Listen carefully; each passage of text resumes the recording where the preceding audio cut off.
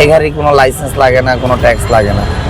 বোবা জানো, এটা তো ইঞ্জিন না যে তেল দেওয়া চলবে, লাইসেন্স লাগবে, রোড পারমিশন লাগবে, এটা লাগবে। এটা এটা ব্রিটিশ সরকার থেকে অনুমতি। এটা দিয়ে আমার জীবন চলতে আসছে, আমার ফ্যামিলি চলে। আমার আর্থিক অবস্থা অনেক খারাপ ছিল, আমি ঘোড়া গাড়ি চালা ইনশাল্লাহ ভালো, খারাপের থেকে এখন ভালো আছে। আমার এখানে প্রায় 1 যুগ পার হয়েছে আমি ঘোড়া গাড়ি লাইনে। এর আগে আমার ব্যবসা ছিল, ব্যবসা আমার সব নষ্ট হয়ে গেছে, সাউন্ডের ব্যবসা করতাম, এখনও টুকটাক আছে। তারপরে এখন এটাতে আমি চলতে আসি। আমরা এই ঘোড়া মূলত মানে সদরঘাট থেকে গুলিস্তান চালাই, আর এইভাবে বিয়ে রিজার্ভ মারি। বিয়ে, পাবলিক সিটি, সুন্নেতা খাতুন, ইসলামিক কোনো প্রচারের জন্য আমরা ভাড়া নেই, আমরা ওইখানে কাজ করি। আর এই গাড়িটা তো আমার না, আমার মালিকের। তারপর আমি যেটুকু জানি এই গাড়িটা বানাইতে শুধু গাড়ি ঘোড়া বাদে 5.5 লাখ টাকা দাম আছে গাড়িটা।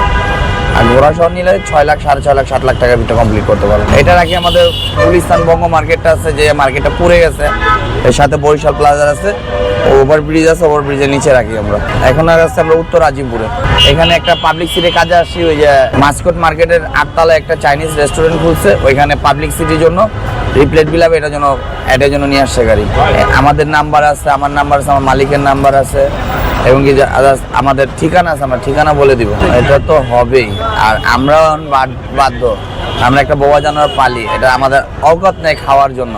এত টাকা তো সম্ভব না, একটা ঘোড়া পিছু প্রচুর টাকা আছে। কিন্তু জামজটের ভিতরে চালাচ্ছি, যে কন্ট্রোল রেখে চালাইতে হয়, তারপর কষ্ট হয়।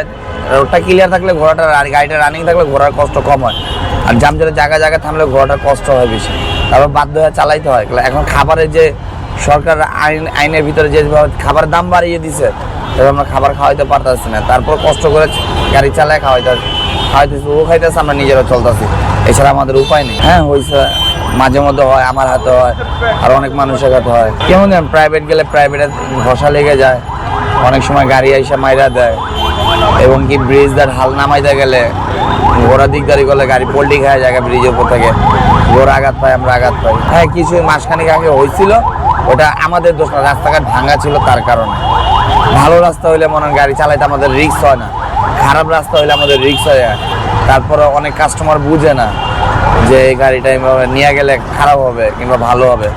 গাড়িটা প্লেন জায়গা হইলে গাড়িটা সুন্দর চলবো, ভাঙায় নিলে তো গাড়ি আঁকা বাঁকা হইবে, আঁকা বাঁকা হইলে তখন রিস্ক।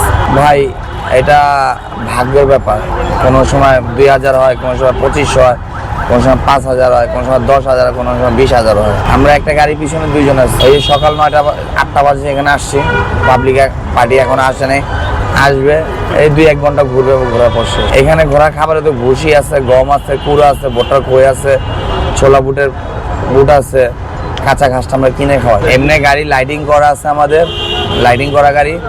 আর দ্বিতীয় কথা হচ্ছে যে গাড়ি ডেকোরেশন, এটা পার্টির আন্ডারে নেই, ফুল টুল সব পার্টি। তাহলে ফুলের যে দাম, এই দামে ফুল আমরা এখন পোষাইতে পারি না। 500 টাকা যদি ফুল আনবার যাই, পার্টিতে 500 নিলে আমাদের লাভ থাকে না, উল্টা আমাদের পকেটের টাকা খরচ হয়ে যায় গাড়ি ভাড়া।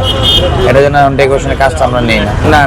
এই গাড়িতে কোনো পকেট, এটা ঢাকার ঐতিহ্যবাহী গাড়ি, ব্রিটিশ আমলে থেকে গাড়ি চলতেছে, রাজার আমল থেকে।